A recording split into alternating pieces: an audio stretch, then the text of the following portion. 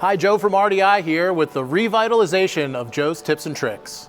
Today we just wrapped up the filming of our elevation cable rail install video, and I wanted to show you something a little additional on if you got in trouble or somehow missed one of the steps of the install.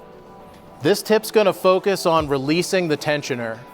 With a normal installation, you should not have to do this, but in the event that you missed one of the installation steps, like pulling the slack out by hand before the initial tensioning, or if the cable hopped off the last turn on this cable guide, that could prevent you from achieving the proper final tension. First, what you'll need to do is reverse your 9/16 socket and reverse the shuttle all the way back to the starting point. Not beyond that, just all the way back to the starting point.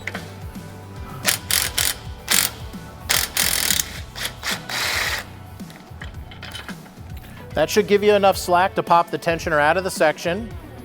I did the same thing on the other side to give myself a little more slack in this so I can lean it over the back of the post or over the rail and get to the underside of the shuttle. Here there's 3 Allen screws. I just have to undo them.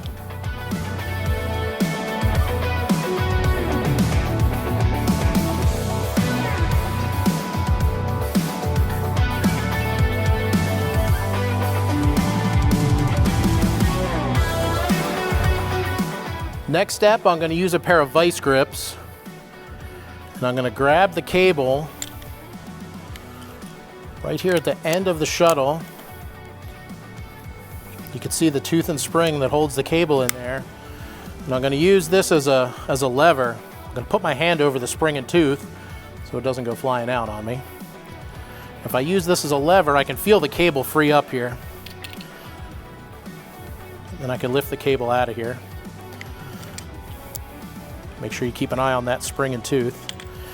With that off, I can remove my tensioner, carefully put the tensioner back together, and now you can retry the tensioning steps.